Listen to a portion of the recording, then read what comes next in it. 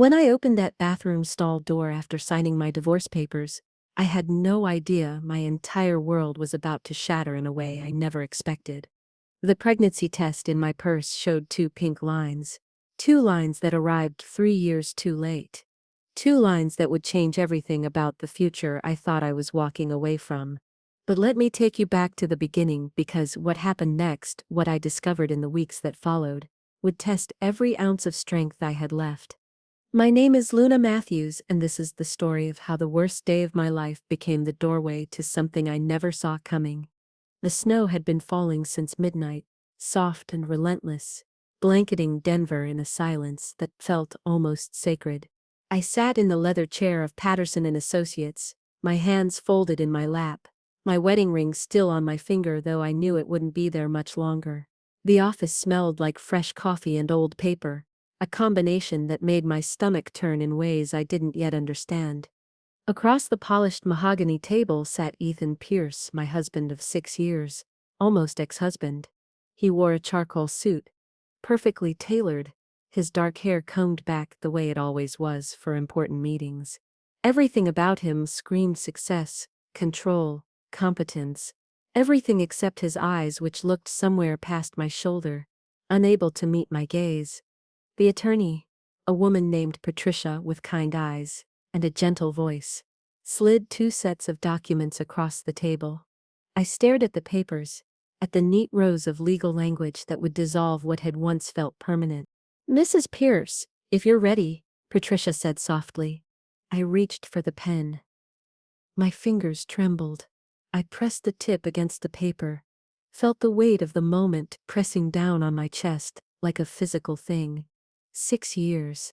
6 years of trying, of hoping, of waiting for him to come home before midnight. 6 years of empty dinner tables, and cold beds, and conversations that never happened because he was always working, always building, always somewhere else.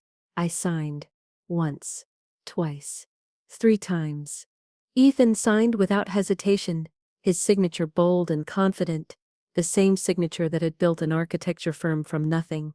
The same signature that had signed mortgage papers and car loans and everything else that mattered except me. Patricia gathered the documents with practiced efficiency. "I'll file these today. You're both free to go." Free. The word echoed in my mind as I stood, my legs unsteady beneath me. Free felt like falling. Ethan stood too, buttoning his jacket. "Luna," he said, his voice low. I looked at him finally, really looked at him. The man I'd married at 24, the man who'd promised me the world and then forgot to come home to give it to me. "Take care of yourself," he said. I nodded, unable to speak past the lump in my throat. Then I turned and walked out of the conference room, down the hallway with its tasteful art and soft lighting, past the receptionist who smiled sympathetically, and into the lobby. The bathroom door appeared on my left. I pushed through it, locked myself in the far stall, and pressed my back against the cold metal door. My breath came in short gasps, my vision blurred. I reached into my purse with shaking hands, fingers searching past my wallet and keys until I found it. The pregnancy test, wrapped carefully in tissue paper, the one I'd taken at 5 that morning in the dark of my hotel room. I unwrapped it slowly. 2 pink lines. Still there. Still. Undeniable. I closed my eyes. A sound escaped my throat, something between a laugh and a sob. After 3 years of trying, after specialists and medications and hope that slowly withered into resignation, after Ethan had finally stopped asking about it, stopped talking about the nursery we'd planned, after I'd learned to live with the empty space where a child should have been. Now, when it was over. Now, when I'd signed my name on papers that said I was done, that said I was walking away, that said I no longer believed in us. Now, my body decided to give me what I'd begged for. I wrapped the test again, carefully, like something precious. Then I tucked it deep into the inner pocket of my purse, zipped it closed, and stood. My reflection in the mirror showed a woman with red-rimmed eyes and smudged mascara, a woman who looked older than 30, a woman who was carrying a secret that would change everything. But Ethan didn't get to know. Not yet. Maybe not ever. I washed my face, fixed my makeup as best I could, and walked out of the bathroom. The lobby was empty now. Ethan was gone. I pushed through the glass doors and stepped into the falling snow.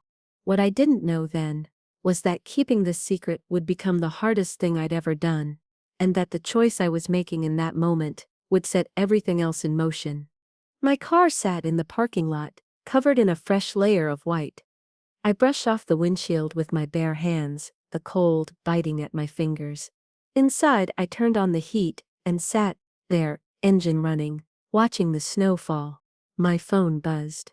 A text from Riley Chen, my best friend since college. "How did it go? Do you need me to come get you?" I typed back with numb fingers. "It's done. I'm okay. I'll call you later." I wasn't okay, but I would be. I had to be. The drive to my new place took 40 minutes through slow traffic and slick roads. The cabin sat at the edge of Boulder County, tucked into the foothills where the city noise faded into something quieter, something that felt like breathing room. I'd rented it 2 weeks ago, moved my things in boxes I hadn't unpacked yet, boxes that held pieces of a life I was trying to leave behind. Inside, the cabin was cold. I turned up the thermostat, lit the fireplace, and stood in front of the flames until my hands stopped shaking. The space was small but mine. One bedroom, a kitchen with windows that looked out at pine trees, a living room with worn furniture that someone else had loved first. It wasn't the downtown loft I'd shared with Ethan, all glass and steel and modern lines. This place had wood floors that creaked and a door that stuck when it rained, and a quietness that felt like safety. I made tea. I didn't drink, and sat on the couch, staring at nothing. My phone buzzed again. I ignored it. Then it rang. Riley's name flashed on the screen. I answered. "You're not okay," she said immediately. "Not a question. I'm home," I said. "That's not what I asked." I closed my eyes. "I don't know what I am." Silence on the other end. The kind that meant Riley was listening, really listening. "I'm coming over." "You don't have to." "I'm already in my car." 20 minutes later, Riley walked through the door with Thai food and a bottle of sparkling cider. She took one look at me and set everything down, wrapping her arms around me, without a word. I didn't cry. I'd cried enough. Instead, I held on, breathing in Riley's familiar scent of jasmine and something clean, letting myself be held. "You want to talk about it?" Riley asked when we finally pulled apart. I shook my head. "Not yet." We ate on the floor in front of the fire, cross-legged and quiet. Riley didn't push. She never did. That was the thing about 14 years of friendship. Riley knew when to speak and when to simply exist beside me. But eventually, the silence grew too heavy. I set down my fork and looked at my best friend. "I'm pregnant," I said. Riley blinked, once, twice, then her eyes went wide. "You're what?" "I found out this morning," I said, my voice steady now. 2 pink lines, clear as day. Riley's hand flew to her mouth. "Oh my God. Luna." I didn't tell him, I added quickly. "I couldn't. What was I supposed to say? Hey, I know we just signed divorce papers, but surprise, we're having a baby?" Riley moved closer, taking my hands in hers. "What are you going to do?" I looked down at our joined hands. "I'm going to have this baby. Alone." "You're not alone," Riley said firmly. "You have me, and you'll tell Ethan eventually, right?" I pulled my hands back. "I don't know. Maybe, but not now. Not when he's finally letting me go. Not when I'm finally free." Riley studied my face. "Are you free? Or are you carrying more weight than you ever did before?" I didn't answer. I couldn't, because Riley was right. The secret sat in my chest like a stone, heavy and cold, pressing against my ribs with every breath. But what neither of us knew was that Ethan was about to make a decision that would change everything. A decision that would force me to confront the truth sooner than I ever imagined. That night, after Riley left, I lay in bed staring at the ceiling. My hand rested on my stomach, flat and unchanged, but alive with possibility. Somewhere inside me, cells were dividing, a heart was beginning to beat, a future was forming, whether I was ready for it or not. I thought about Ethan. About the way he'd look through me in that conference room, professional and distant, like I was a client instead of someone he'd once loved. I thought about the late nights, the missed anniversaries, the slow erosion of everything we'd built together. I thought about the man he used to be, the one who'd sketched buildings on napkins and talked about dreams like they were promises. That man was gone. Or maybe he'd never really existed. Maybe I just wanted to believe in him so badly that I'd invented someone who wasn't there. My phone buzzed on the nightstand. I picked it up. Ethan's name lit up the screen. "Did you get home okay?" I stared at the message. My fingers hovered over the keyboard. Then I typed back with trembling hands. "Yes. Thank you." 3 dots appeared, disappeared, appeared again. Then another message came through. "I know today was hard. I'm sorry it came to this." I almost laughed. Sorry it came to this. As if it were an accident. As if we'd simply drifted apart instead of him choosing work over me again and again and again. I didn't respond. Instead, I turned off my phone, pulled the covers up to my chin, and closed my eyes. Tomorrow, I would figure out what came next. Tomorrow, I would make a plan, schedule a doctor's appointment, start preparing for a future I hadn't expected. But tonight, I just needed to survive the grief of letting go. The snow kept falling outside, covering everything in white, making the world look clean and new. Inside, I held my secret close and let myself cry one last time for the marriage that was gone, for the man who'd stopped seeing me, for the life we'd never have. And somewhere deep inside me, so small I couldn't yet feel it, a heartbeat pulsed steady and strong, waiting to be known. What I didn't realize was that this tiny heartbeat would soon become the catalyst for something I never expected, something that would test whether people could truly change, or if some mistakes were simply too deep to forgive. Morning came too bright, the sun reflecting off fresh snow and streaming through windows I hadn't thought to cover. I woke disoriented, my body heavy with exhaustion despite 10 hours of sleep. My hand went instinctively to my stomach, still flat, still just mine. I made ginger tea because coffee suddenly smelled wrong, sat at the small kitchen table, and stared at my phone.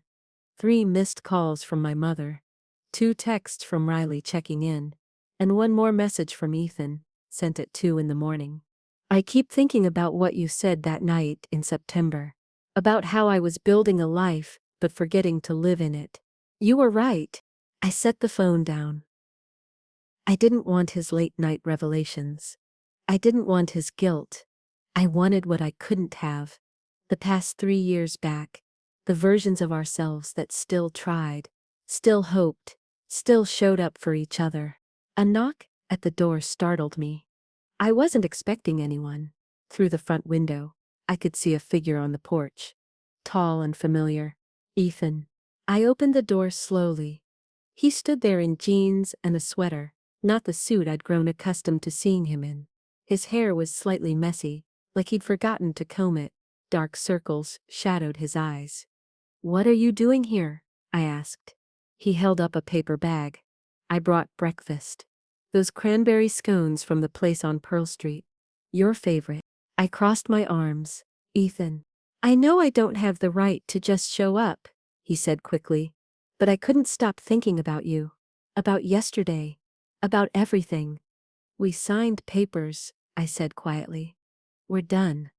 "Are we?" He looked at me then. Really looked at me. And something in his expression made my chest tighten. Because I don't feel done.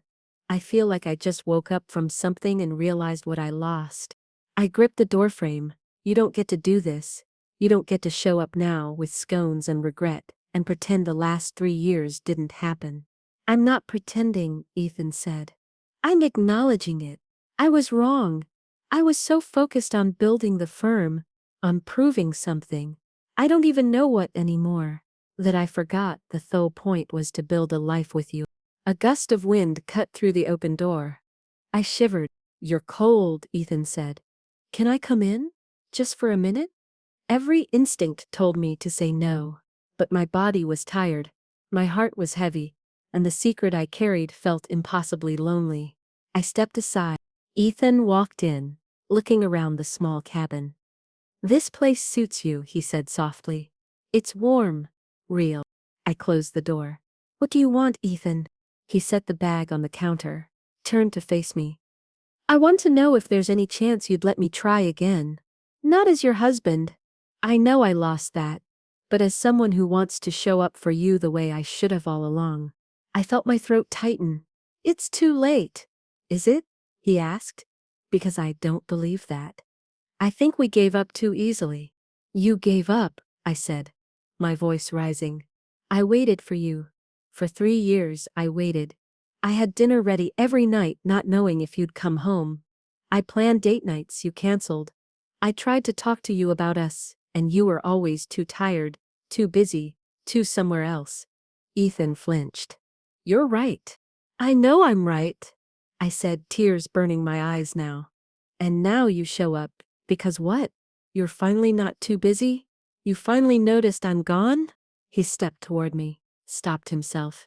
"I noticed before, I just didn't let myself feel it until it was too late. And I know that's not good enough. I know sorry doesn't fix anything. But Luna, I miss you. I miss us." My hand moved unconsciously to my stomach. I caught myself, dropped it quickly. But Ethan's eyes followed the movement. His brow furrowed slightly. "Are you okay?" he asked. "You look tired." "I'm fine," I said quickly. "You should go." Ethan didn't move. "If you need anything at all, will you tell me?" I looked at him, at the man I'd loved since I was 23, the man who'd promised me forever, and then forgot what that meant. I wanted to tell him everything. I wanted to collapse into his arms and let him hold me while I cried about the baby, about the fear, about doing this alone. But I couldn't. Because what if he was only here out of guilt? What if this sudden realization disappeared the moment his next big project came along? What if I let him back in and he left again, only this time I'd be holding our child? "I'll be okay," I said quietly. "But I need you to go now." Something flickered across his face. "Hurt, maybe. Or understanding." He nodded slowly, then walked to the door. Before opening it, he turned back. "I meant what I said in that text. You were right about everything. And I'm going to figure out how to be better, even if it's too late for us." Then he left. I watched through the window as he walked to his car, got in, sat there for a long moment before driving away. Only when his taillights disappeared did I let myself breathe again. I opened the bag he'd left on the counter. 2 cranberry scones, still warm. My favorite. He'd remembered. That small detail broke something open inside me. I sank to the floor, back against the cabinets, and let myself cry properly now. For the man he used to be, for the man he might become too late, for the child growing inside me, who would never know the version of Ethan I'd fallen in love with. Little did I know Ethan's unexpected visit was just the beginning, and the secret I was keeping would soon become impossible to hide. My phone rang. "Riley." "He was just here," I said without preamble. "Ethan!" "He brought scones. He said he was wrong. He said he wants another chance." Riley was quiet for a moment. "What did you say?" "I told him to leave." "Good," Riley said firmly. "He doesn't get to waltz back in just because he finally pulled his head out of his ass." I laughed through my tears. That's exactly what I thought. "Are you okay?" I looked down at my stomach. "I have a doctor's appointment tomorrow. Will you come with me?" "Of course," Riley said immediately. "What time?" 10. "I'll pick you up at 9:30. After we hung up, I stayed on the floor a while longer.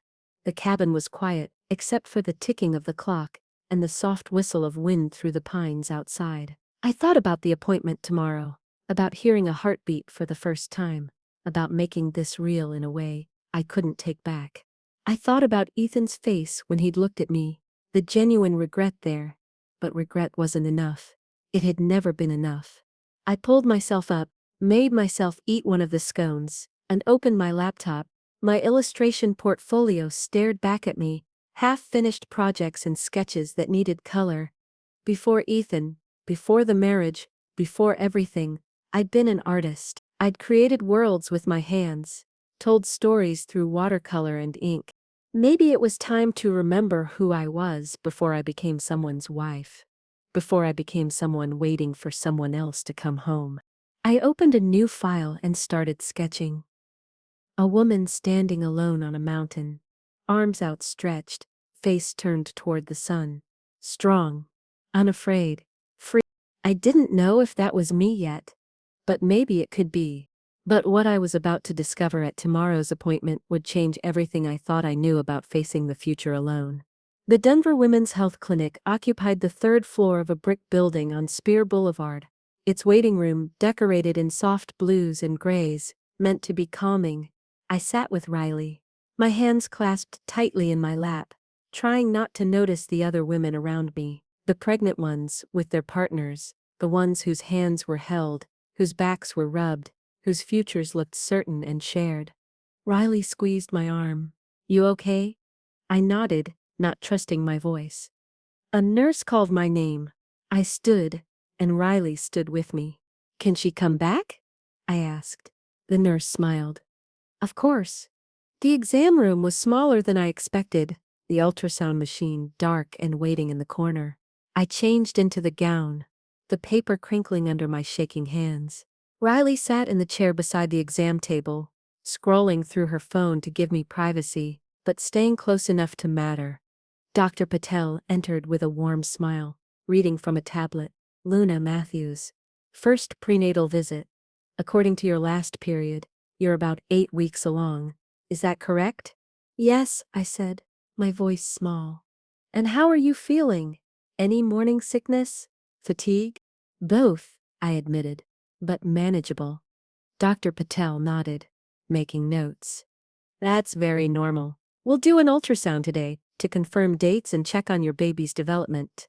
Then we'll go over nutrition, vitamins, what to expect over the next few months. Your baby." The words hit me square in the chest. Your baby. Real. Happening. Here. The ultrasound tech came in, introduced herself as Carmen, and began setting up the machine. "This will be cold," she warned, squeezing gel onto my stomach. It was cold. I gasped. Riley reached for my hand. Carmen moved the wand slowly across my abdomen, her eyes on the screen. "Let's see what we have here." The screen flickered. Gray and black shapes that meant nothing to me. Then Carmen adjusted something, and suddenly, there it was. A tiny bean-shaped figure, a flutter of movement. "There's your baby," Carmen said softly. I couldn't breathe, couldn't speak, just stared at the screen at this impossible miraculous thing inside me. "And that," Carmen turned up the volume, "is the heartbeat." A rapid whooshing filled the room. Fast, strong, unmistakable. Riley's hand tightened around mine. I felt tears spill down my cheeks. Hot and sudden. "Measuring right on track for 8 weeks," Carmen said. "Heart rate is 770, which is perfect. Everything looks beautiful." Dr. Patel came closer, studying the screen with a practiced eye. "Very healthy. I'm not seeing anything concerning. How are you feeling right now?" I finally found my voice. "Terrified." Dr. Patel smiled gently. "That's also very normal. Being a parent is the scariest, most wonderful thing you'll ever do. And you don't have to do it alone. We're here to support you every step." I nodded, still staring at the screen. "At my baby." "My baby." Carmen printed several images, handed them to me in a small folder. "Congratulations," she said warmly. After the appointment, Riley drove me home in silence. We pulled into the cabin's driveway, and neither of us moved to get out. "That was real," Riley finally said. "Yeah. How do you feel?" I looked down at the ultrasound photos in my lap. Like everything just changed. "Are you going to tell him?" I closed my eyes. I'd been asking myself that question for days. "Not yet. Maybe not ever. I don't know." Riley turned to look at me. "Luna, he's the father." Doesn't he deserve to know? Deserve? My voice sharpened. He deserved a lot of things he didn't get either. Like a wife who mattered more than his next project. Like a marriage he actually showed up for. Riley held up her hands. Okay. Fair. But this isn't about you and him anymore. It's about that baby. And every child deserves to know both parents if they can. What if he leaves again? I whispered. What if I tell him, and he tries for a while, and then disappears? I can't do that to this baby. I won't. Riley reached over, took my hand. Then you wait until you're sure. But Luna, you saw his face yesterday. That man is wrecked. People don't show up with scones at 8 in the morning unless they're serious about changing. I wanted to believe that, but belief required trust, and trust required proof. And I'd spent 3 years watching Ethan prove he could always find something more important than me. Inside the cabin, I placed the ultrasound photo on the mantel next to a small succulent Riley had given me as a housewarming gift. I stared at it for a long time. The tiny bean shape that would become a person. My person. My phone buzzed. Ethan again. I know you probably don't want to hear from me, but I wanted you to know I turned down the Seattle project. I'm staying in Denver. I'm making changes. I read the message 3 times. The Seattle project had been huge. The kind of thing Ethan would have killed for 6 months ago. Millions of dollars, international recognition, everything he'd been working toward, and he'd turned it down. I didn't respond. Couldn't. Because what did it mean? Was it real change or temporary guilt? How was I supposed to know the difference? What I didn't realize was that Ethan's decision to stay in Denver was only the first step, and soon I would be forced to make a choice that would determine all of our futures. That night, I couldn't sleep. I kept thinking about the heartbeat, about Ethan's text, about the impossible weight of the choice in front of me. At 2 in the morning, I gave up and went to my Miles studio space, really just a corner of the spare bedroom with good light. I pulled out my watercolors and began to paint. No plan, no sketch, just letting my hands move. Colors bloomed across the paper, deep blues and soft pinks, golden yellows and muted greens. Shapes emerged. A mountain, a sunrise, a woman's silhouette, hand on her belly, face turned toward light. I painted until dawn, until my back ached and my fingers cramped. Then I stepped back and looked at what I'd created. Hope. I'd painted hope. My phone buzzed. A text from an unknown number that turned out to be Margaret Sullivan, the neighbor from 2 doors down who'd brought over cookies when I first moved in. Morning, dear. I'm making too much breakfast. Want to join me? No pressure. I smiled. I was learning that Maggie always made too much of everything, a convenient excuse to feed the people around her without making them feel like charity cases. I typed back, I'd love to. Give me 20 minutes?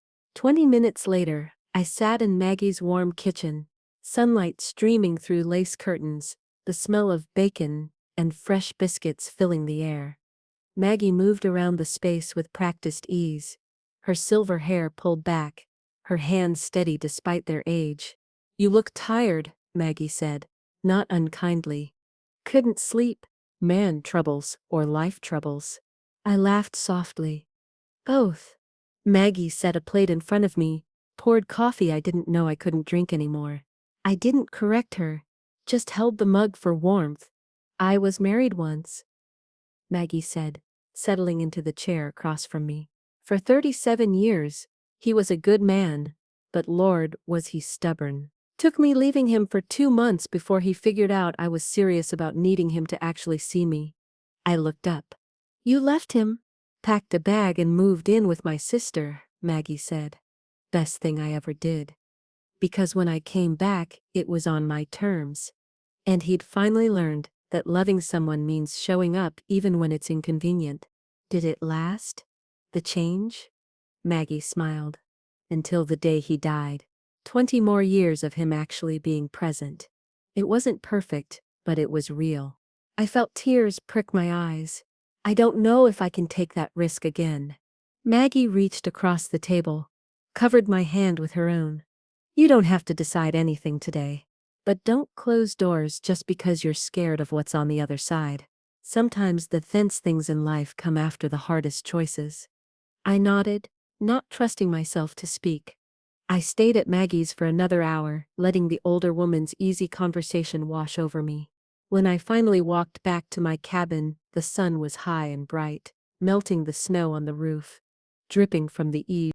Inside, my phone showed another message from Ethan. I don't expect you to respond. I just want you to know I'm thinking about you.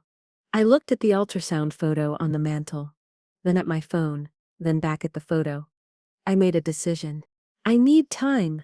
But thank you for the scones. And for turning down Seattle. 3 dots appeared immediately. Then disappeared.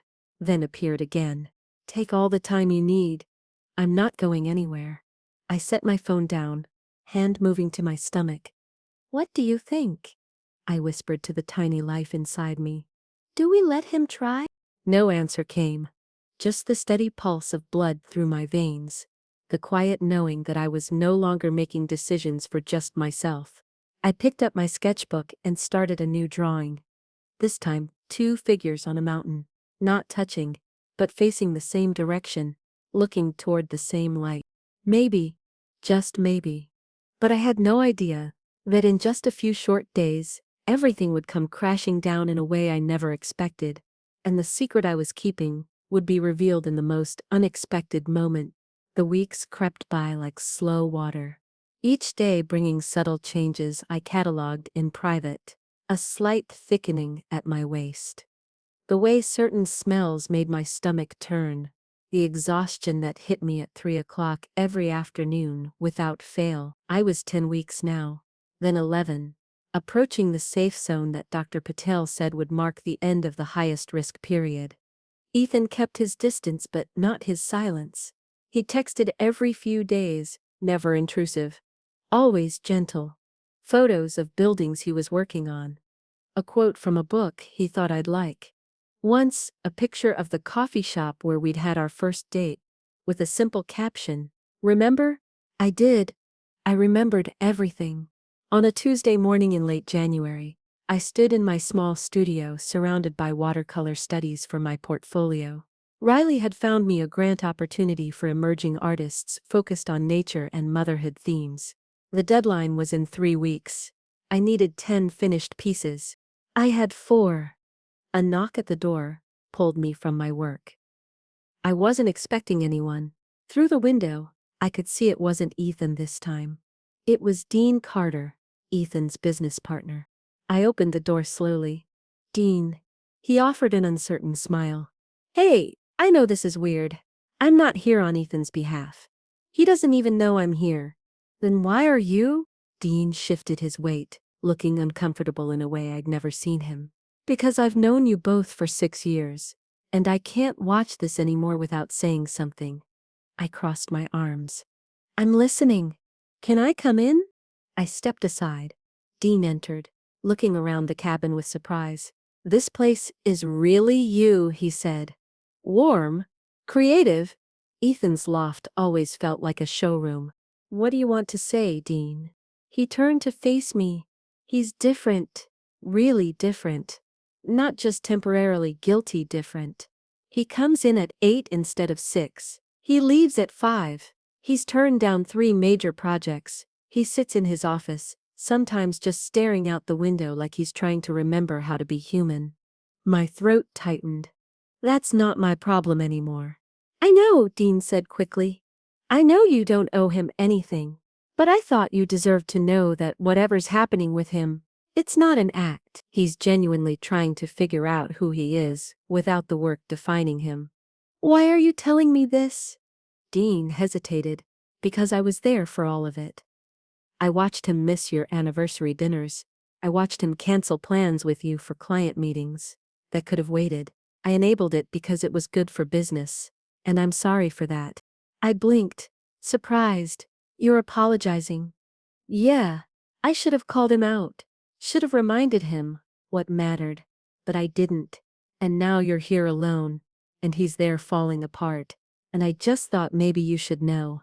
I walked to the window, staring out at the snow-covered pines. Even if he's changing, that doesn't fix what happened. It doesn't give me back the 3 years I spent waiting for him to notice me. No, Dean agreed. It doesn't. But maybe it means something for what comes next. After Dean left, I sat on my couch, staring at nothing. My hand moved to my stomach, where the smallest curve was beginning to show. Soon, I wouldn't be able to hide it. Soon, the decision would be made for me. My phone rang. Unknown number. I answered. Luna Matthews? A woman's voice, professional. Yes? This is Sarah Chen from the Denver Arts Council. We received your grant application for the Emerging Artists Program. I'm calling to let you know you've been selected as a finalist. My breath caught. I'm what? A finalist. We were particularly moved by your watercolor series. The review board would like to meet with you next week to discuss your work. Would Tuesday at 2 work? Yes. Yes, absolutely. Wonderful. We'll send you the details via email. Congratulations, Miss Matthews. I hung up, staring at my phone in disbelief. Then I did something I hadn't done in weeks. I called Ethan. He answered on the first ring. Luna, I'm a finalist, I said, the words tumbling out. For the arts grant, they called. They want to meet with me. Luna, that's incredible. His voice carried genuine joy, no hesitation, no making it about him. You deserve this. Your work is beautiful. I'm terrified. You should be. That means it matters. I closed my eyes, letting his words settle. Thank you. For what? For still caring about this. About my art. Silence for a moment. Then, quietly, I never stopped. I just stopped showing it. That's on me. I felt tears threatening. Ethan? You don't have to say anything, he interrupted gently. I'm just glad you called. That's enough. After we hung up, I sat with my hands pressed to my face, overwhelmed. I wanted to hate him. It would be so much easier to hate him. But the man on the phone wasn't the man who'd signed divorce papers without flinching. He was someone softer. Someone trying. Someone who remembered that my art mattered. I pulled out my sketchbook and started a new piece. A figure emerging from water, arms raised, face turned toward light, breaking through clouds, rebirth, transformation. That night, I had my first real pregnancy dream. I was walking through a gallery, my watercolors on the walls, and in the center of the room was a crib.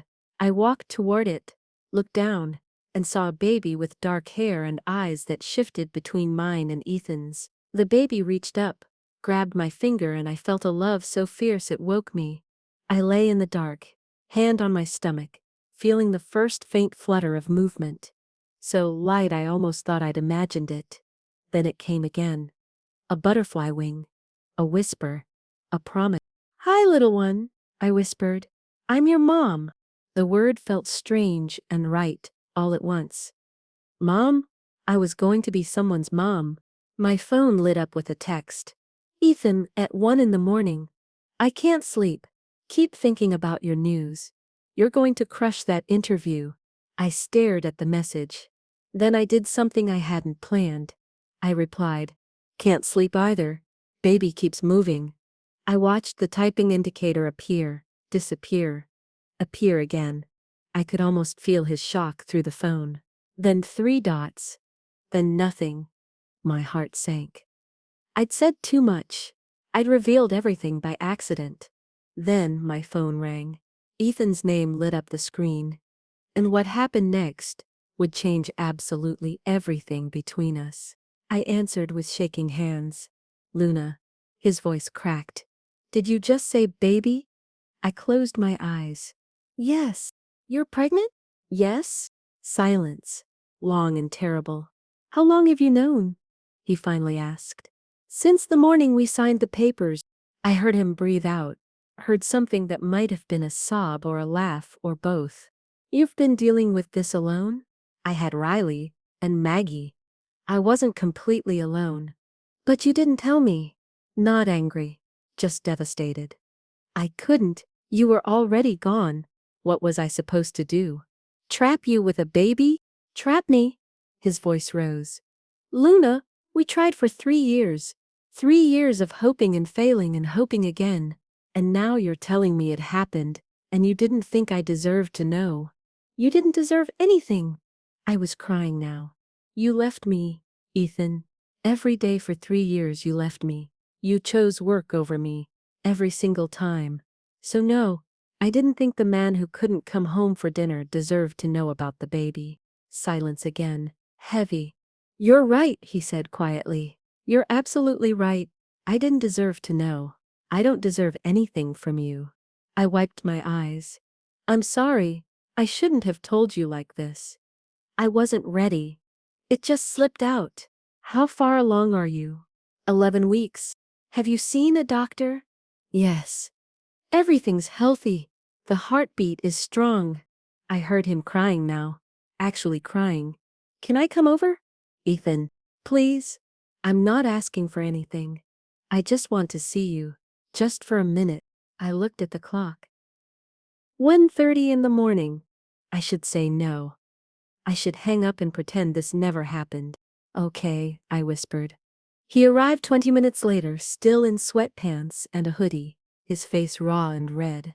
I opened the door and we stood there, looking at each other across the threshold. Can I see? He asked, voice barely audible. I pulled my shirt tight across my stomach. The small swell was barely visible, but it was there. Ethan's hand lifted, hovered. May I? I nodded. He placed his palm gently on my stomach, and I watched his face crumble. There's a baby in there, he whispered. Our baby. Yes. I missed 11 weeks. I know. He looked up at me, tears streaming down his face. I don't deserve a second chance at this. I know that, but I'm begging you, Luna. Please let me be part of this. Let me show you I can do better.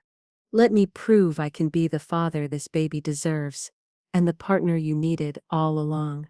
I felt something crack open in my chest. I'm scared. I'm terrified, he said. But I'm here, and I'm not leaving, not this time.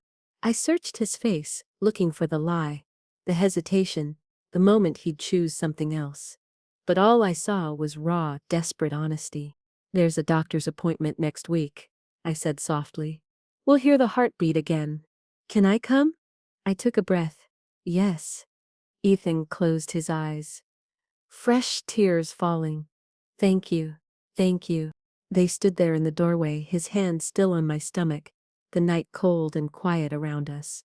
And for the first time in longer than I could remember, I didn't feel alone.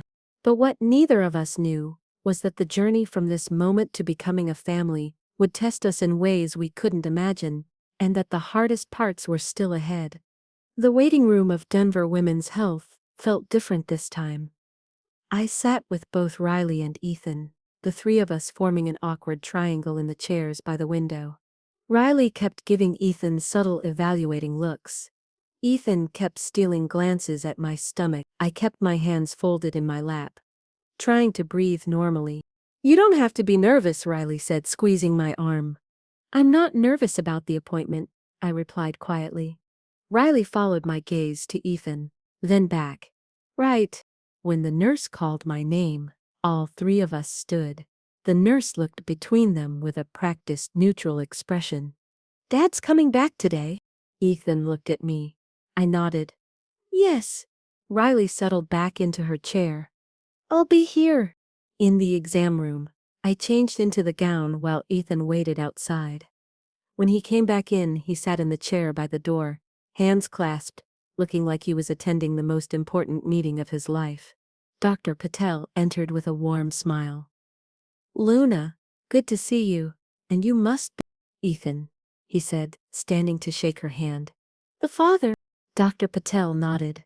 Well, let's take a look at how things are progressing, shall we? Carmen, the ultrasound tech, returned, setting up the machine with efficient movements.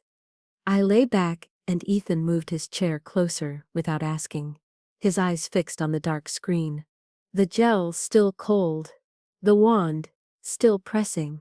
Then there it was, no longer a bean shape.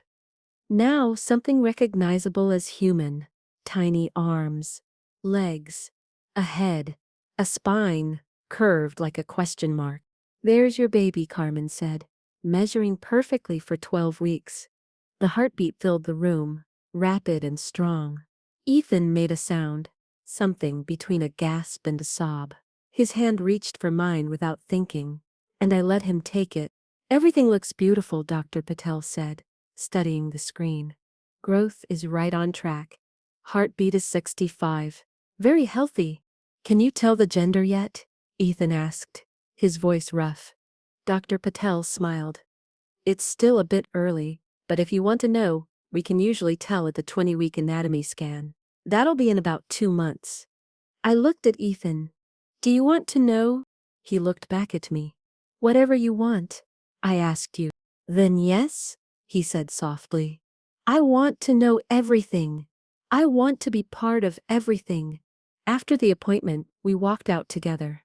Riley hugged me, whispered, "Call me later," and left them alone in the parking lot. Ethan stood by his car, hands in his pockets. "Thank you for letting me be there." I pulled my coat tighter. "You're the father.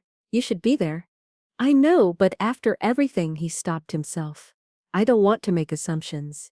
I don't want to push. I just want you to know I meant what I said. I'm here for whatever you need." I studied him. The dark circles were still there, evidence of sleepless nights. But something else was different too. The way he stood, the way he looked at me. Present. Fully present. "I have my grant interview tomorrow," I said. "At 2. "I know. You told me." He smiled slightly. "Are you ready?" "I think so. Riley helped me practice." "You'll be incredible." He paused. "Would it be okay if I texted you after? Just to see how it went?" I nodded. That would be okay. They stood there awkwardly, the space between them full of things unsaid. "Can I ask you something?" I said. "Anything." "Why did you really turn down Seattle?" Ethan looked down at his feet, then back up. "Because I was standing in the airport, boarding pass in hand, and I realized I was about to do it again. Choose the project over the person. Choose ambition over what actually matters. And I couldn't get on that plane knowing I'd already lost you and was about to lose any chance of ever making it right." "That must have cost you." "Money? Yeah, but I've got plenty of that." What I didn't have was integrity. I didn't have the ability to look at myself in the mirror and like what I saw. He shifted his weight. "I'm in therapy now. Twice a week, working through why I became the kind of person who could build buildings, but couldn't build a life." My throat tightened. "That's good that you're doing that." "It's hard," he admitted, realizing how much damage I did. To you, to us. But I'm trying to be someone better. Not for you, or not just for you, for me. And for his eyes dropped to my stomach. For them. I placed my hand unconsciously on the small swell beneath my coat. "I'm still scared." "I know. I need you to understand that this isn't us getting back together. This is you being a father. That's all I can offer right now." "I understand," Ethan said. "And that's enough. That's more than enough." I nodded. "Okay. Okay. You can come to the appointments. You can text. But I need boundaries, Ethan. I need to protect myself and this baby from getting hurt again." "Whatever you need," he said immediately. "You set the terms. I'll follow them." I believed him. That was the terrifying part. I actually believed him. But what I didn't know was that keeping those boundaries would become harder than I ever imagined, especially when my heart started remembering what it felt like to love him. That night, I painted until my hands ached. I was working on the final pieces for my portfolio, a series I was calling Becoming. Each one showed a figure in transformation, emerging from water, shedding old skin, growing wings, opening to light. My phone buzzed around 10. "Ethan, good luck tomorrow. You're going to show them what I've always known, that you're extraordinary." I stared at the message. I remembered, suddenly, the early days. The way Ethan used to leave notes in my sketchbooks. The way he'd frame my drawings and hang them in his office. The way he'd believed in my art, before anyone else did. That man was still in there somewhere. Maybe he was finding his way back. I typed, "Thank you, that means a lot." I set my phone down and looked at the painting in front of me. A woman standing at a crossroads, one path leading into darkness, the other into uncertain light. Both hands reaching forward, unable to choose, unwilling to turn back. I picked up my brush and added something new. A small figure in the distance on the light path. Waiting. Not pulling, not demanding. Just there.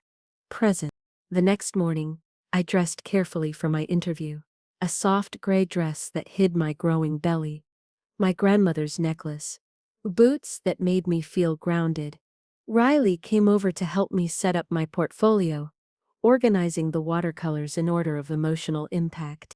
"You've got this," Riley said, adjusting the collar of my coat. "These people are going to love you. What if they don't? Then they're idiots and will apply somewhere else." Riley hugged me. "But they won't be, because your work is beautiful and true, and exactly what this world needs more of." The interview took place in a converted warehouse in Reno, all exposed brick and industrial light. 3 panel members sat behind a long table, an older woman with silver hair and paint-stained fingers, a younger man with glasses and a kind smile, and a middle-aged woman in a tailored suit who looked like she'd never picked up a paintbrush, but wrote all the checks. I spread my portfolio across the table. 10 watercolors, each one bleeding emotion and story. The silver-haired woman leaned forward, studying the Becoming series. "These are remarkable. Tell us about your process." I took a breath. "I paint transformation. The painful kind and the necessary kind. The moments where we have to let go of who we were to become who we need to be." "Personal experience?" the man asked. "Very," I admitted. "I went through a divorce recently. Lost myself for a while. These paintings are me finding my way back." The suited woman made notes. "And what would the grant money allow you to do?" "Create more freely.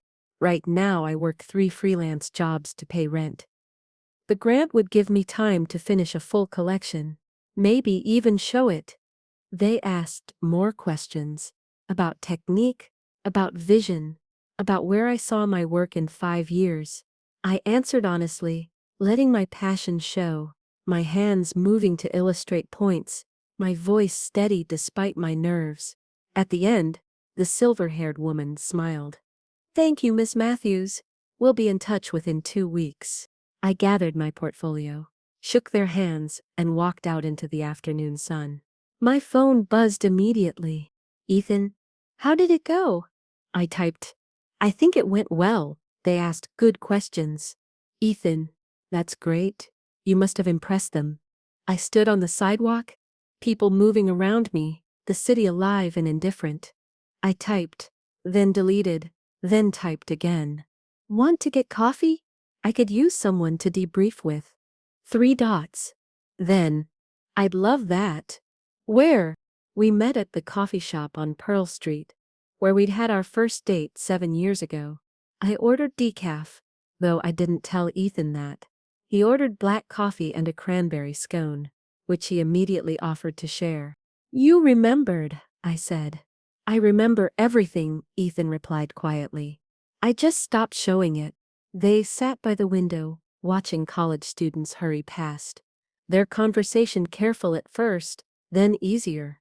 I told him about the interview, about the panel members, about how it felt to talk about my art as something that mattered. Ethan listened with full attention, no phone on the table, no distraction in his eyes, just present. "I'm proud of you," he said when I finished. "Not just for the interview, for choosing yourself, for your art, for not letting what we went through destroy you."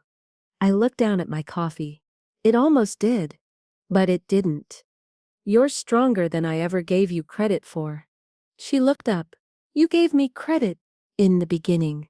You were my biggest supporter." "Then I got lost," Ethan said. "Got caught up in building an empire and forgot what I was building it for." My hand moved to my stomach. An unconscious gesture now. Ethan noticed. "Can I ask how you're feeling? With the pregnancy?" Tired, nauseous, terrified, hopeful, all of it at once. Are you eating enough? Do you need anything? I smiled slightly. Riley has me covered, but thank you. Ethan nodded. Looked like he wanted to say more but held back. I don't want to overstep, but if you need anything, groceries, rides to appointments, someone to assemble baby furniture, whatever, I'm here. I know, I said. And that still feels strange. You being here, I mean. Being available. It feels strange to me too, he admitted. I'm having to relearn how to not fill every moment with work. My therapist says I was using it to avoid feelings. Were you? Yeah, turns out building a successful firm is easier than building a successful relationship. One has blueprints, the other requires actually being vulnerable. I appreciated his honesty. They sat in comfortable silence, watching the afternoon light change, the coffee shop filling with the after-work crowd. Finally, I said, the next appointment is in 4 weeks. Anatomy scan. That's when we can find out the gender if we want. Ethan's expression brightened. Do we want to? I think I do. But I'm scared. Of what? I met his eyes. That knowing makes it more real. That real means there's more to lose. Ethan reached across the table, stopped himself. May I? She nodded. He took my hand gently. We're not going to lose this baby. And you're not going to do this alone. I swear to you, Luna. I'm not going anywhere. I wanted to believe him. God, I wanted to. And what I didn't realize was that believing him would become easier with each passing day, and that the walls I'd built so carefully were already beginning to crumble. The drive back to my cabin felt shorter than usual. When I pulled into my driveway, I sat in the car for a long moment, processing the day, the interview, the coffee, the way Ethan looked at me, like I was something precious instead of something taken for granted. Inside, I added to my journal, the leather-bound one he'd given me weeks ago. Today I let him in a little, just a crack. But it felt less like giving up and more like letting go. Maybe that's what healing looks like. Not forgetting what happened, but choosing what comes next. I placed my hand on my stomach. Your dad was here today. Really here, I hope he stays. The baby moved. A gentle flutter, like an answer. The weeks between appointments stretched and contracted like something alive, each day bringing me closer to a reality I was still learning to accept. February melted into March, snow giving way to early crocuses pushing through still frozen ground. My body changed in ways that could no longer be hidden, the definite swell of my belly, the way my jeans wouldn't button anymore, the fullness in my face that made me look softer, younger. Riley took me shopping for maternity clothes, pulling items off racks while I stood in the dressing room, feeling alien in my own skin. You look beautiful, Riley said through the curtain as I struggled into a dress with an empire waist. I look pregnant. Same thing. I emerged, studying myself in the mirror. The dress was soft blue, flowing, undeniably maternal. A stranger looked back at me. Someone gentle and ripe, and full of future. I'll take it, I said quietly. The grant committee called 3 days before my anatomy scan. I answered, my heart in my throat. Miss Matthews, this is Sarah Chen. I'm pleased to inform you that you've been selected as a grant recipient. The full amount, $20,000. I sat down hard on my couch. I'm sorry, what? Sarah laughed. Congratulations. The committee was unanimous. Your Becoming series moved us all deeply. We believe you have a powerful voice, and we want to support your continued work. After the call ended, I sat in stunned silence. $20,000. Enough to stop freelancing for months. Enough to focus entirely on my art. Enough to prepare for the baby without panic. I called Riley first, who screamed so loud I had to hold the phone away from my ear. Then, without overthinking it, I called Ethan. I got it, I said, when he answered. The grant. I got it. Luna. I could hear the smile in his voice. That's incredible. I knew you would. God, I'm so proud of you. I can't believe it. I can. Your work is extraordinary. They talked for 20 minutes, me pacing my cabin, describing the call, the amount, what it would mean for my art. Ethan listened with complete attention, asking questions, celebrating every detail. When we finally hung up, I realized something had shifted.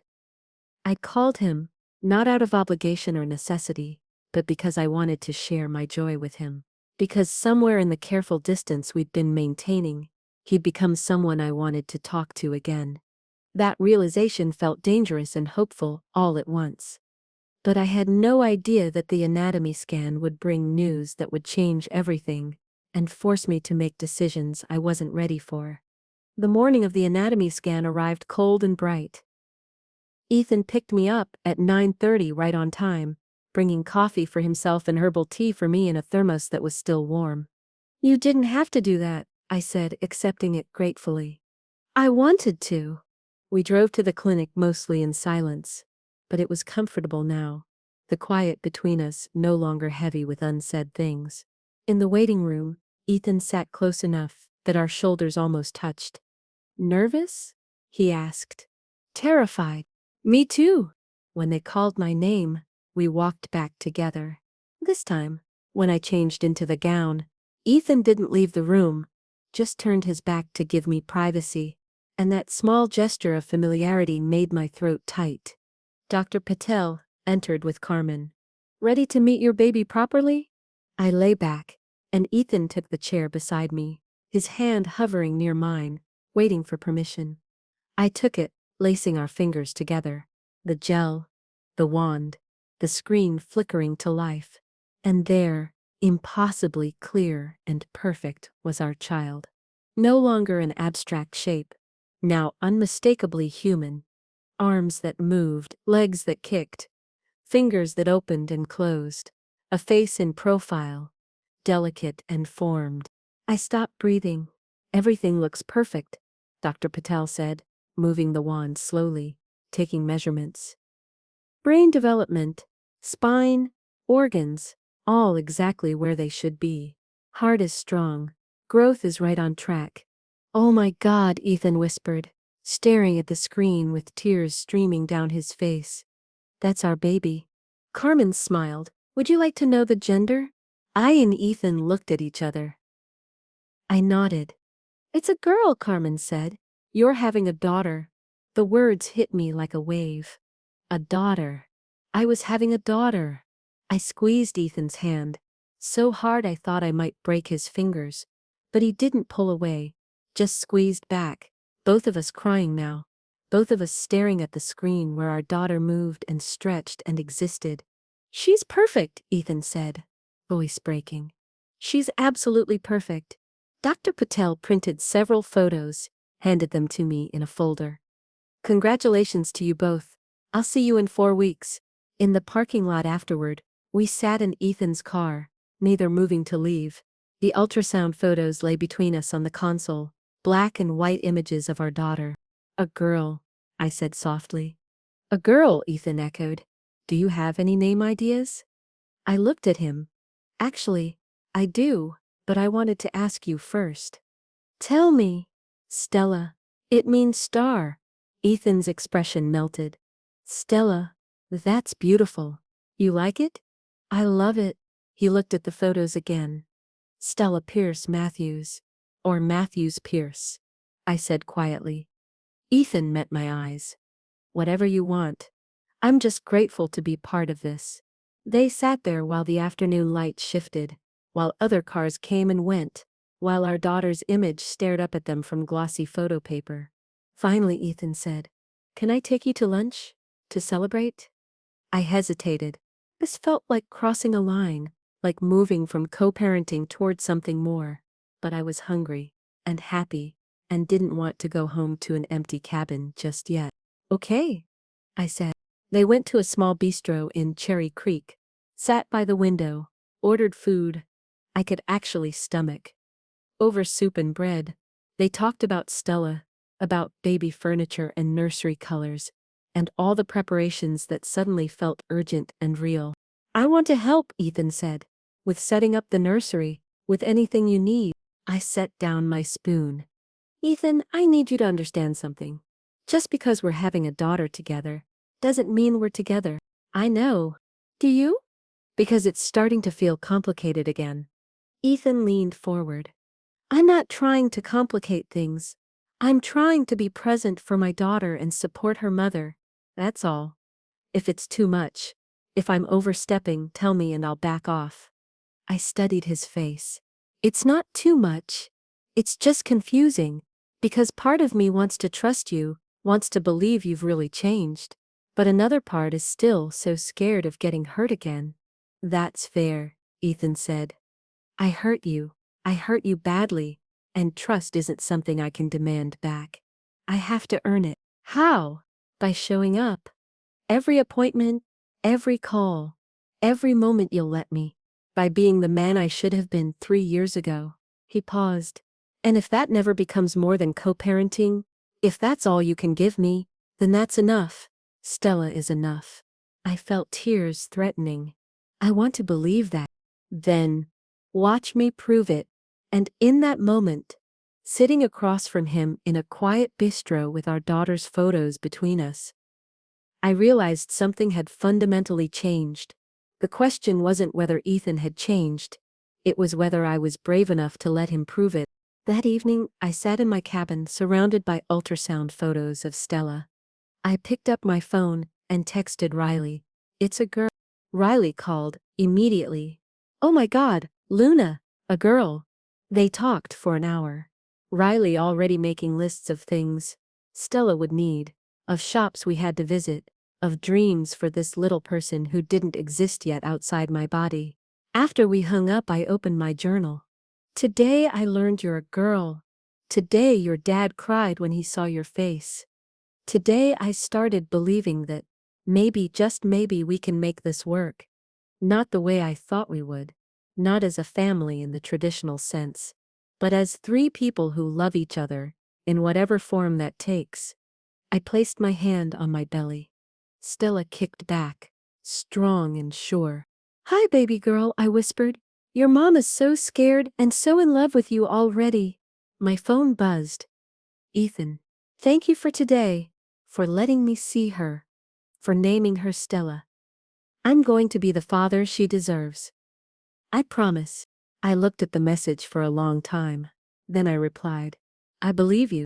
And for the first time, I actually did. Spring arrived properly in April, turning the foothills green and filling Maggie's garden with early blooms.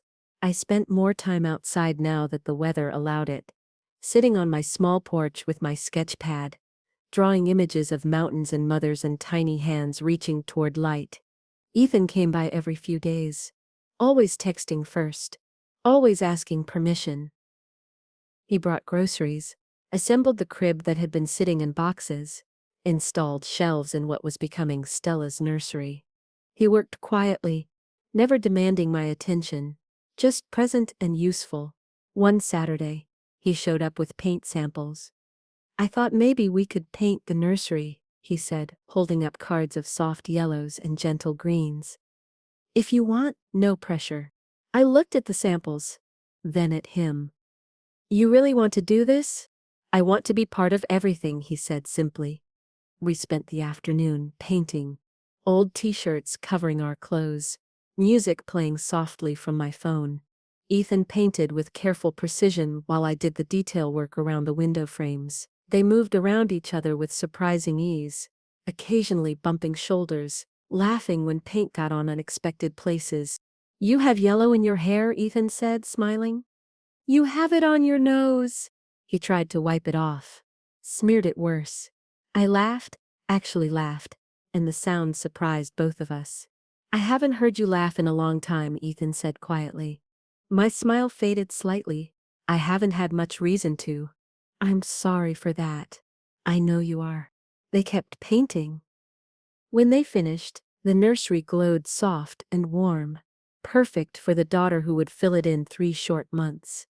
Ethan cleaned the brushes while I stood in the doorway, imagining a crib by the window, a rocking chair in the corner, Stella in my arms, small and perfect and ours.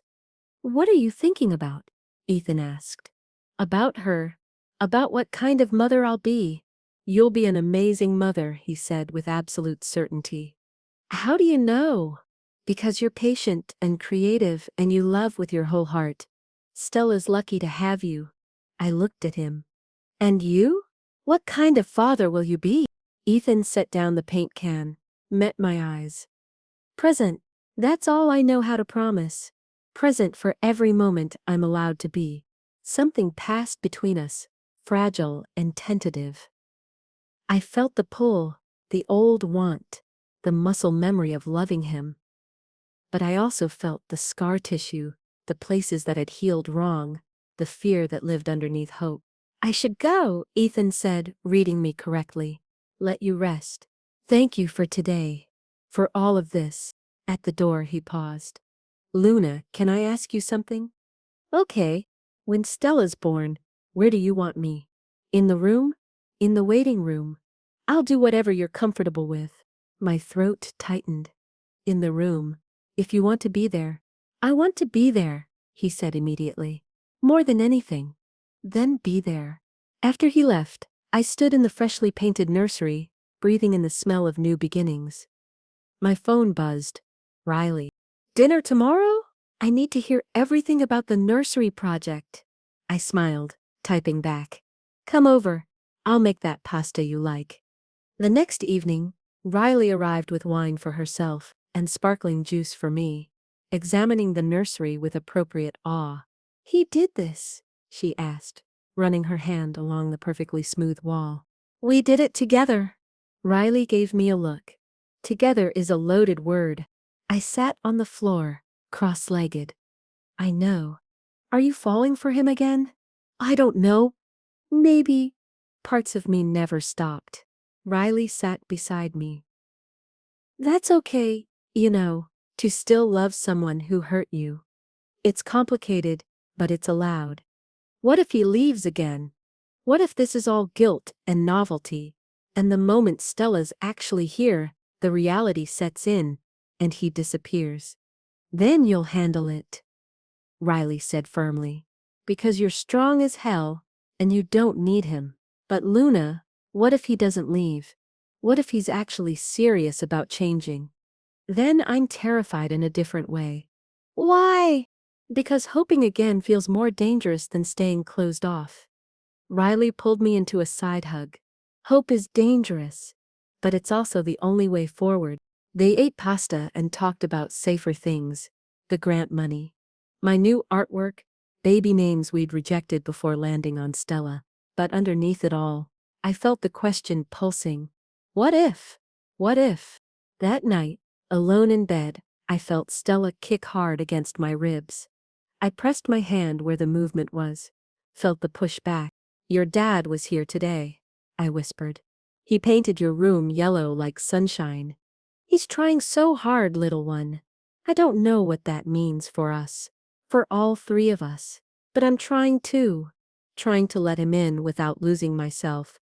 Trying to hope without forgetting to be careful.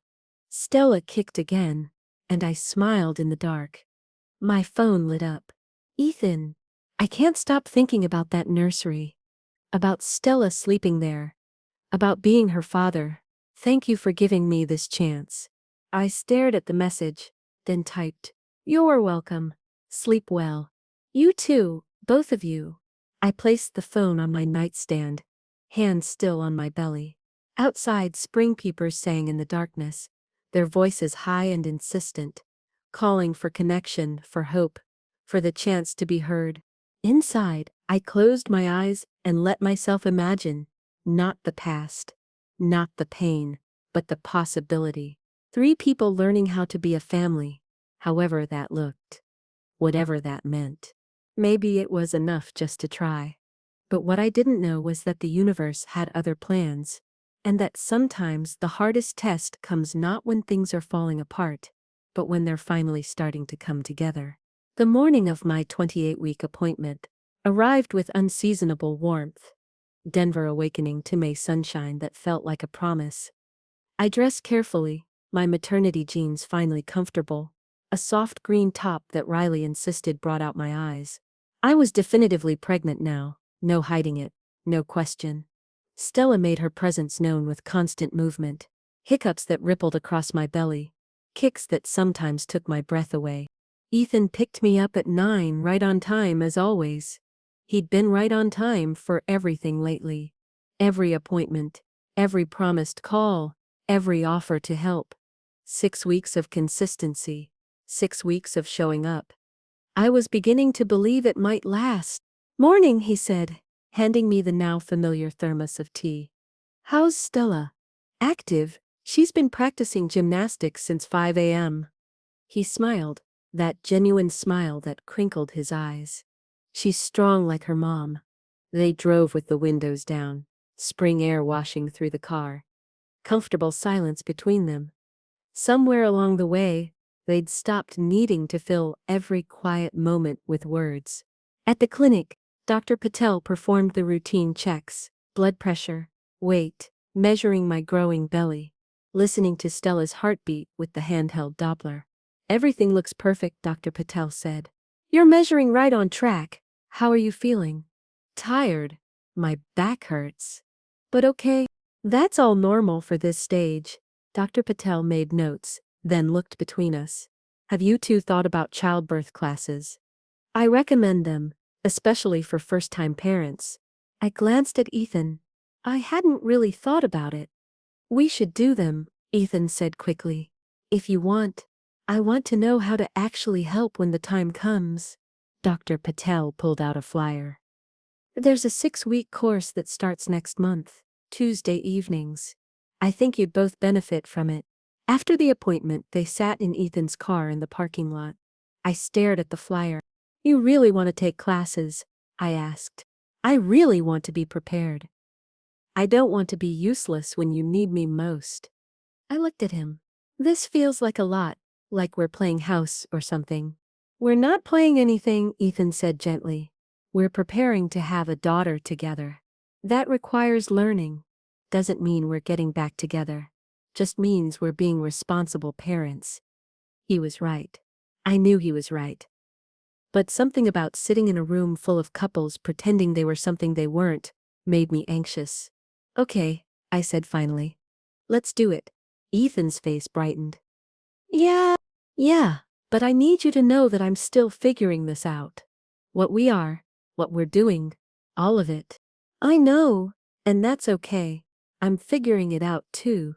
That evening, I met with Maggie for our now regular Thursday tea.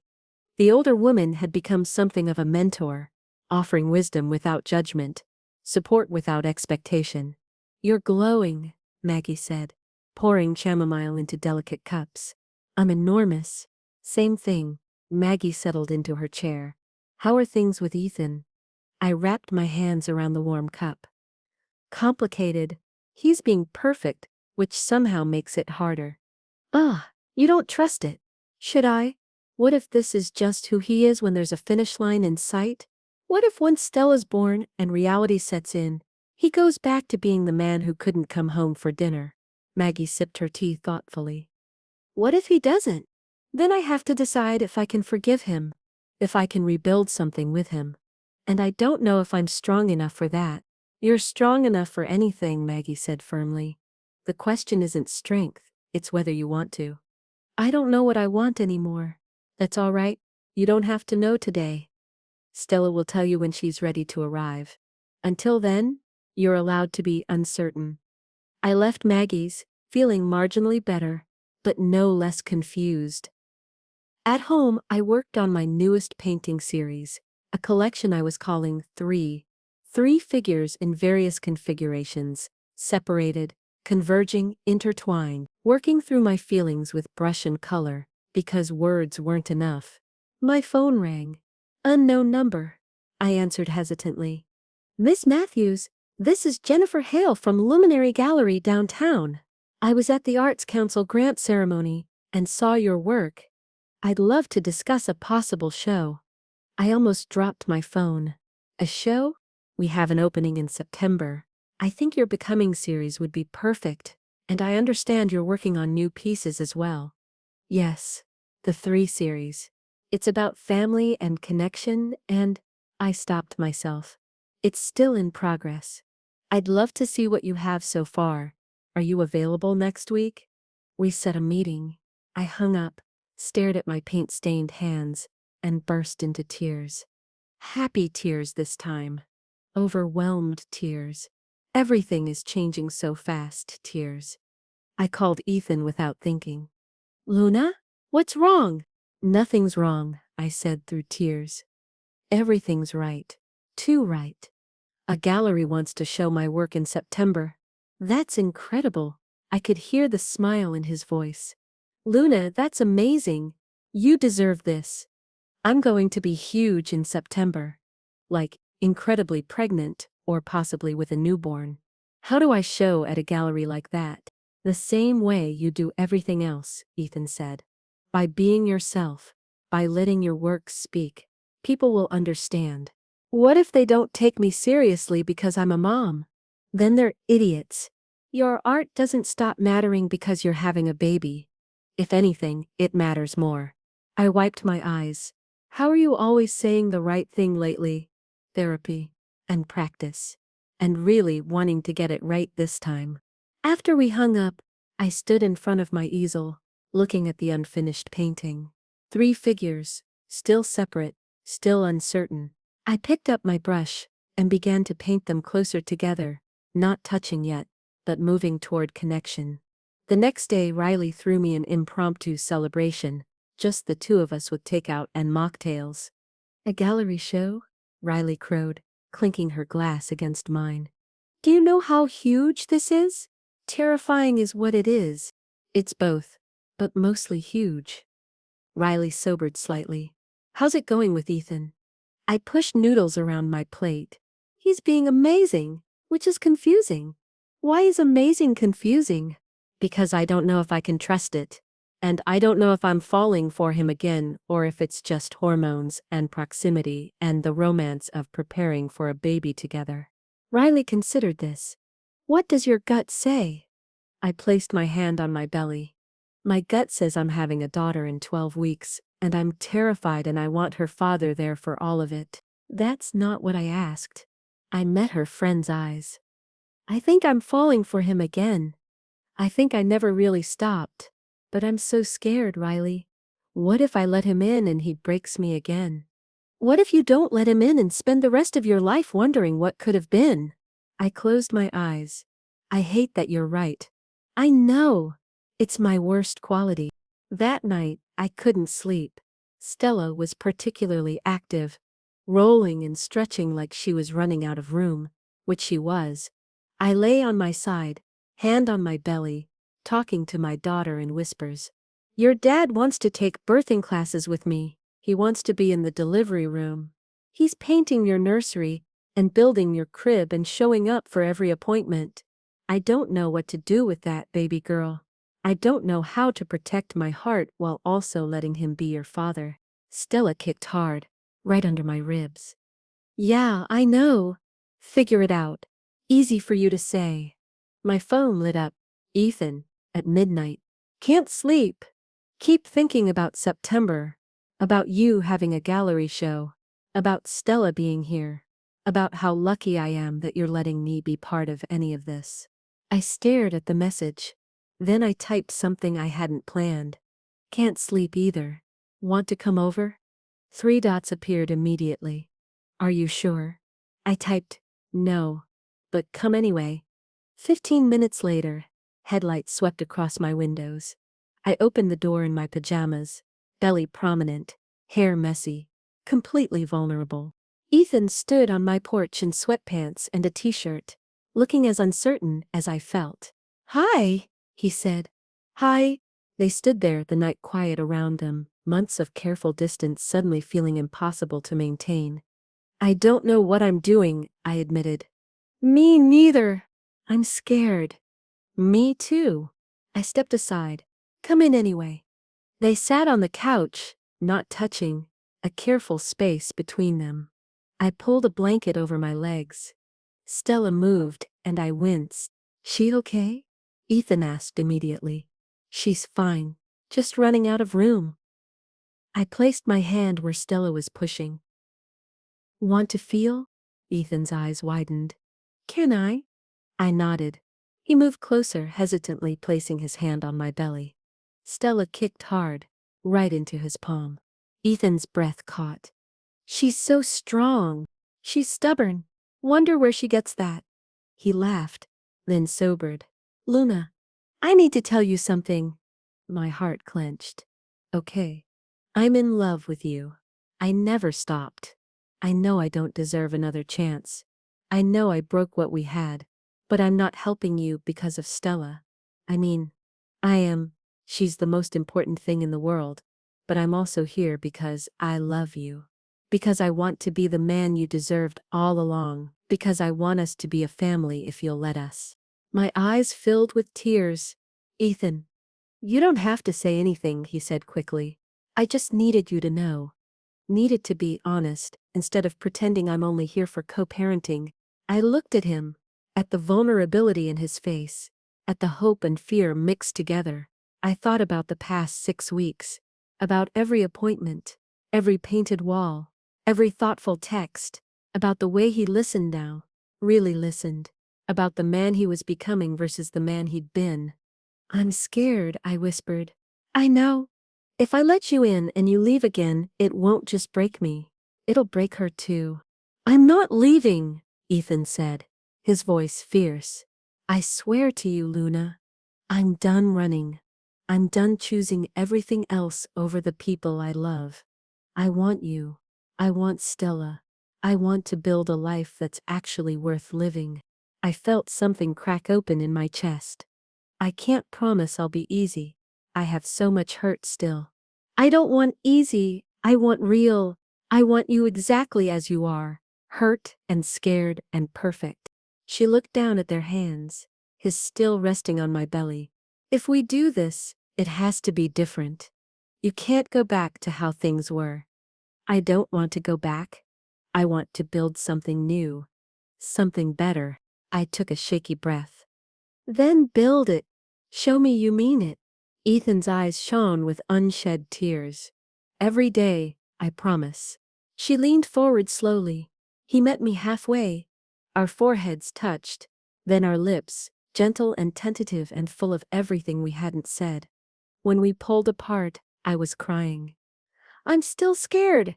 Me too, Ethan said, wiping my tears with his thumb. But I'm not going anywhere. He stayed that night, sleeping on the couch at my insistence, too much too fast for anything more.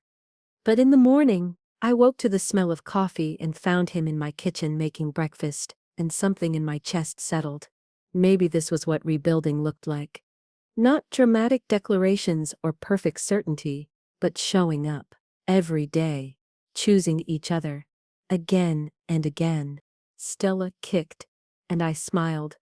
Hand on my belly. Okay, baby girl, let's see what happens next.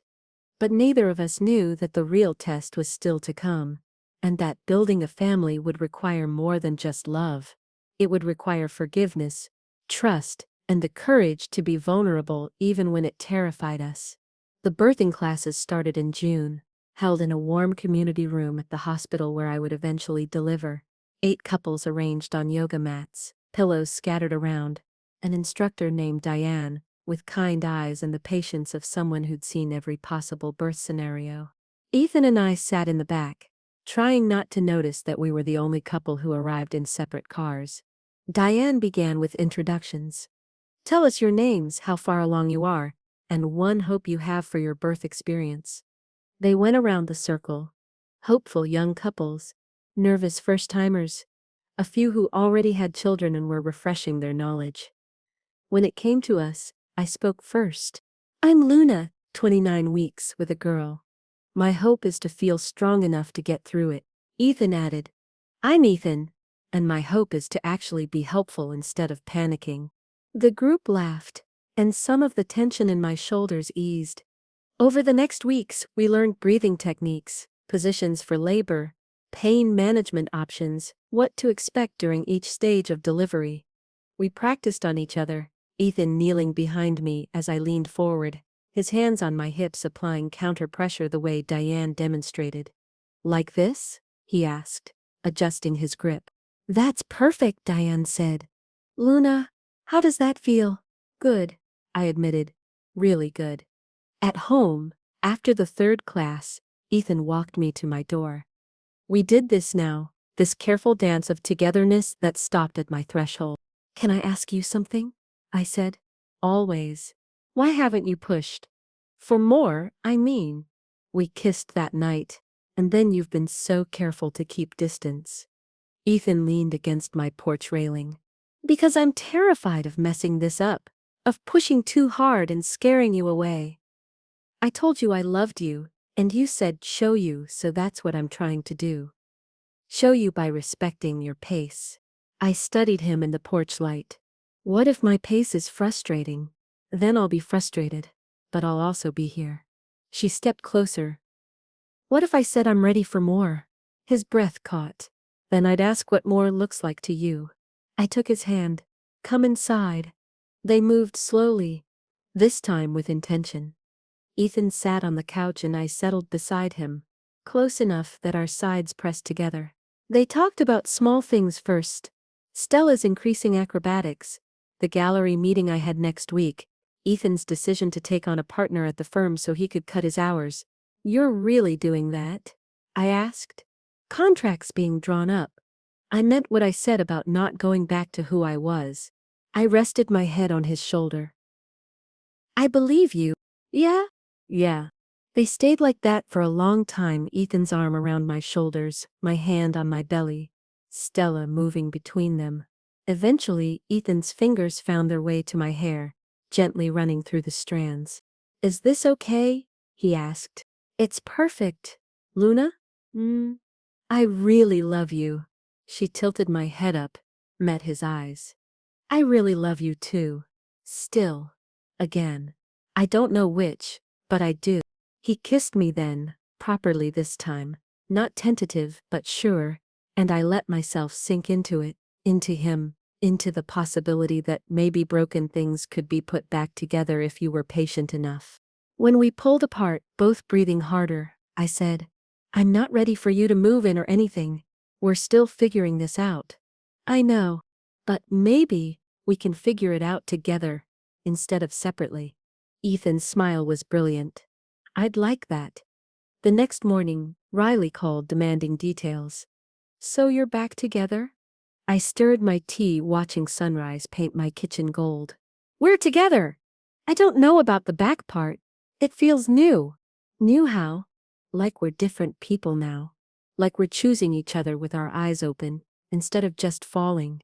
That's actually really healthy, Riley said. Terrifying, but healthy. Tell me about it. The gallery meeting went better than I could have imagined. Jennifer Hale loved the 3 series, especially when I explained the evolution of the figures across the paintings.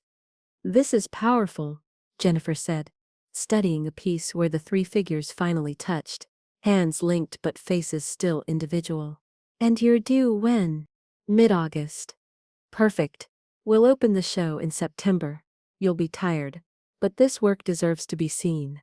I left the gallery feeling lighter than I had in months. I called Ethan. They want the show. It's happening. I never doubted it, he said. Celebratory dinner? I can't tonight. Riley's taking me to look at double strollers. Tomorrow then. Tomorrow works. We were building a rhythm now, seeing each other 3 or 4 times a week, texting daily, learning how to be in each other's lives without consuming each other. It felt sustainable in a way our marriage never had. At 32 weeks, my body began seriously preparing for birth. Braxton Hicks contractions that made me pause mid-movement, breathless. Swelling in my ankles, the constant need to pee, the way Stella seemed to press on every organ simultaneously. Ethan started staying over more often, sleeping on the couch initially, then at my invitation, in my bed, both of us fully clothed, just holding each other while Stella rolled between us. She's going to be here soon, I whispered one night. I know. Are you ready? Absolutely not. You? Terrified. I rolled to face him, difficult with my belly in the way. We're going to be terrible at this at first. Probably. But we'll figure it out. Yeah, Ethan said, kissing my forehead. We will. At 35 weeks, my nesting instinct kicked in hard. I reorganized the nursery 3 times, washed all of Stella's tiny clothes, packed and repacked my hospital bag. Ethan helped with all of it, assembling the changing table, installing the car seat, baby-proofing cabinets I wouldn't need for months. Maggie came by with a handmade quilt, soft blues and yellows stitched together with obvious love. For Stella, she said, pressing it into my hands. I cried, overwhelmed by the kindness. You're going to be a wonderful mother, Maggie said gently. What if I'm not? What if I don't know what to do? Then you'll learn. That's what all of us do. We learn by loving them. At 37 weeks, Dr. Patel said I was officially full term. She could come any day now. How are you feeling? Huge. Uncomfortable. Ready.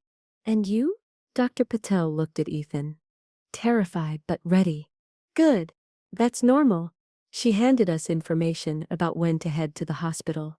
Call if your water breaks or contractions are 5 minutes apart for an hour. Otherwise, I'll see you next week.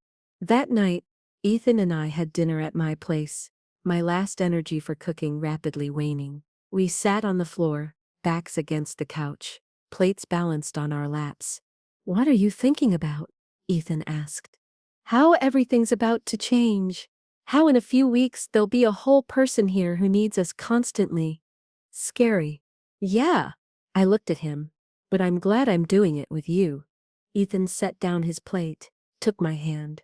Luna, I know we've been taking things slow, and I respect that. But I need you to know something. Okay. When Stella's born, I want to be there for both of you. Not as a co-parent living separately. I want us to be a family, real and together. My heart pounded, like living together. Eventually, if you want. I'm not trying to rush you. I just want you to know, that's what I'm hoping for. A life together. All 3 of us. I felt tears coming, hormones and emotion tangled together. I want that too, but I'm still scared. Then we'll be scared together. He pulled me close, awkward around my belly. I love you. I love Stella. I want to build a life that's worth all the fear. I kissed him, tasting salt from my own tears. Okay. Okay? Let's do it. Let's be a family. For real. Ethan's face broke into the widest smile I'd ever seen. He kissed me again, gentle and reverent, then placed both hands on my belly. Hear that, Stella? We're going to be together. All of us. Stella kicked hard, and we both laughed. That night, Ethan stayed, really stayed, holding me while I slept fitfully, waking when I woke, bringing me water, rubbing my back when Stella's movements made me uncomfortable. In the quiet hours before dawn, I watched him sleep beside me and felt something I hadn't felt in years. Certainty. Not about everything, not about how it would all work, but about him, about us, about the choice to try. We're going to be okay, I whispered to Stella. All 3 of us. We're going to be okay. Outside, the first birds began to sing, welcoming the day. Inside, a family waited to become whole.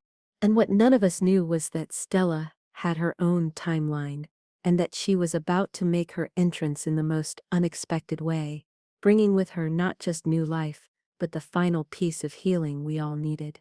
The contractions started on a Tuesday 3 days before my due date. Not the practice ones I'd grown used to, but something deeper, something that made me stop mid-brush stroke and brace myself against my easel. Oh, I said to the empty cabin. Another one came 15 minutes later while I was making tea. Then another 12 minutes after that, I sat on the couch with my phone, timing them, watching the intervals slowly decrease. I called Ethan at noon. It's starting, I said. I'm on my way. He arrived 20 minutes later, overnight bag already packed in his car, face pale beneath his tan. How far apart, he asked. 10 minutes now. Dr. Patel said to wait until they're 5 minutes apart for an hour. Okay. Ethan looked around like he was searching for instructions. What do you need? Distraction. And maybe a walk? I read that movement helps. We walked slowly around my neighborhood, Ethan's hand on my lower back, stopping every time a contraction hit so I could breathe through it.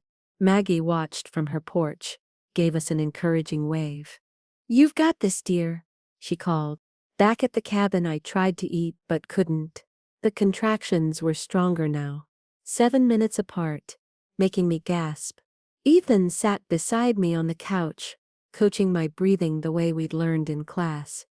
"In through your nose, out through your mouth. You're doing great." By 6 p.m., the contractions were 5 minutes apart, each one gripping my entire belly, radiating around to my back. I called Dr. Patel's service. "Sounds like it's time," the on-call doctor said. "Head to the hospital." The drive felt surreal, Denver's evening traffic parting around us, the sky painted pink and gold. I gripped the door handle through contractions, focused on breathing, on not panicking. At the hospital, we were taken to triage, then to a delivery room, when the nurse confirmed I was 5 centimeters dilated. "You're progressing nicely," the nurse said. "Dr. Patel will be here soon." The hours blurred together. Contractions that built like waves, cresting then receding, only to build again stronger. I tried different positions, walking, swaying, leaning against Ethan, while he held my weight. I labored in the shower, hot water on my back, while Ethan sat on a chair outside the curtain, talking to me through each contraction. "You're amazing," he said. "You're so strong." "I don't feel strong." "You're bringing our daughter into the world. That's the strongest thing anyone can do." At midnight, I was 8 centimeters. The pain was enormous now, consuming, making me doubt everything. "I can't do this," I gasped between contractions. "You can," Ethan said, wiping my face with a cool cloth. "You're already doing it." Dr. Patel checked in, calm and reassuring. "You're almost there. Another couple hours, and you'll be ready to push." Those couple hours felt like years. I lost track of time, lost track of everything, except the work of my body, the relentless progression toward birth. Ethan never left my side, holding my hand until I thought I might break his fingers, whispering encouragement, being exactly what I needed. At 3 a.m., everything shifted. "I need to push," I said. Dr. Patel checked me. "You're complete. 10 centimeters. Next contraction. We'll try a practice push." The pushing was harder than anything I had ever done. Harder and more primal and more exhausting. I pushed for an hour, then another, the world narrowing to just this: the effort, the pain, the desperate need to bring my daughter into the light. "I can see her head," Dr. Patel said. "One more big push, Luna." I bore down with everything I had, Ethan supporting my back, his voice in my ear saying, "You can do this, you can do this, I love you." And then, in a rush of pressure and relief, an overwhelming sensation, Stella was born. The room filled with her cry, strong and insistent. Dr. Patel lifted her immediately to my chest, and I looked down at my daughter for the first time. Tiny, perfect, covered in vernix and blood and absolutely beautiful. "Oh my God," I whispered. "Oh my God, she's here." Ethan was crying openly, his hand on Stella's back, his other arm around me. "She's perfect. You're both perfect." Stella's cry quieted as she settled against my skin, instinctively rooting. I guided her to breast, and Stella latched, beginning to nurse with surprising competence. "Look at her," I said, tears streaming down my face. "Look what we made." Ethan kissed my temple, then gently touched Stella's tiny hand. Her fingers wrapped around his, gripping tight. "Hi, Stella," he whispered. "I'm your dad. I'm so happy you're here." The next hours passed in a haze of golden exhaustion. Stella was weighed and measured. 7 pounds, 3 ounces, 20 inches long. They cleaned her gently while I delivered the placenta, barely noticing because I couldn't take my eyes off my daughter.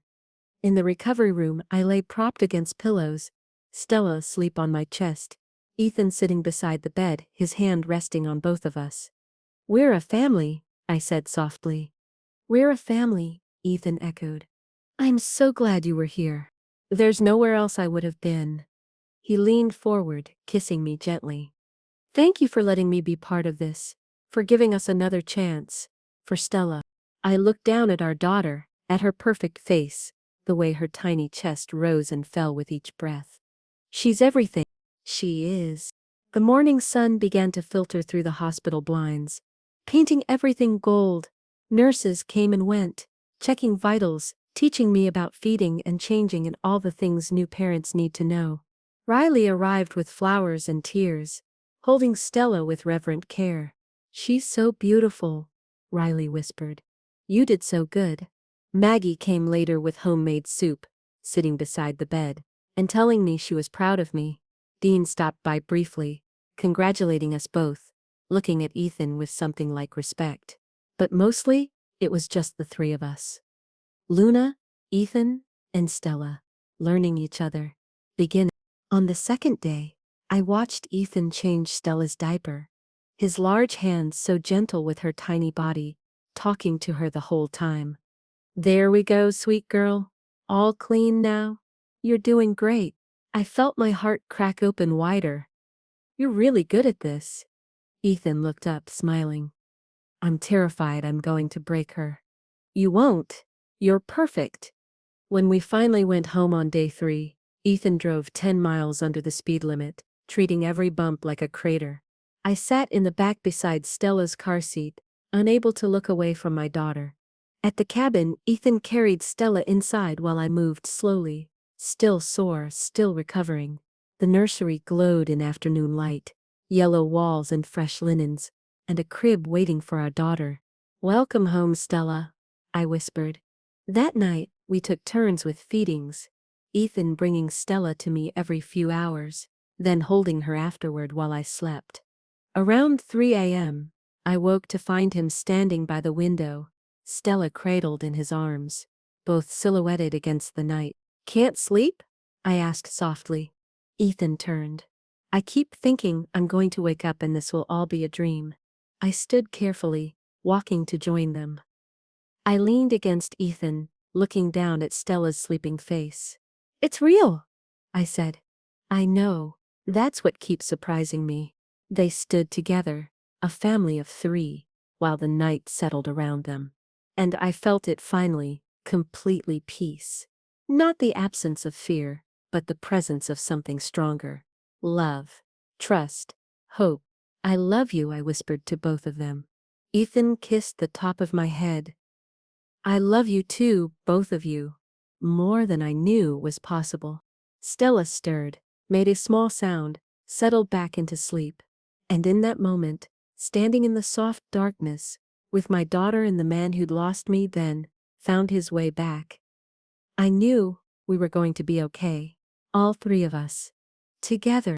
Sometimes the most beautiful love stories aren't the ones that never break. They're the ones that shatter completely, then rebuild themselves piece by piece, stronger and truer than before. They're the stories where people learn that love isn't just a feeling, it's a choice, a daily choice to show up, to be present, to do the work even when it's hard. Ethan and I had broken. We'd hurt each other, we'd lost our way, but we'd also found it again. Not because the past didn't matter, but because we chose to build something new from the ruins. Because he chose to change, and I chose to let him. Because we both chose Stella, and in choosing her, we found our way back to each other. The snow was falling again outside, soft and steady, the way it had been the day I signed those divorce papers. But this time, standing in my warm cabin with my daughter in my arms and Ethan beside me, the snow didn't feel like an ending. It felt like grace, like a second chance. Like the universe giving us what we needed all along. Not perfection, but presence. Not certainty, but courage. Not a love that never fails, but a love that fails and gets back up again. We made it, I whispered. Ethan smiled, his arm around both of us. We made it. And we had. Through the pain and the fear and the impossible choices. Through the breaking and the healing and the tentative rebuilding. Through all of it, we'd made it. To this moment, to this family. to this love that was messier and harder and more real than anything I'd ever imagined. And it was enough. More than enough. It was everything.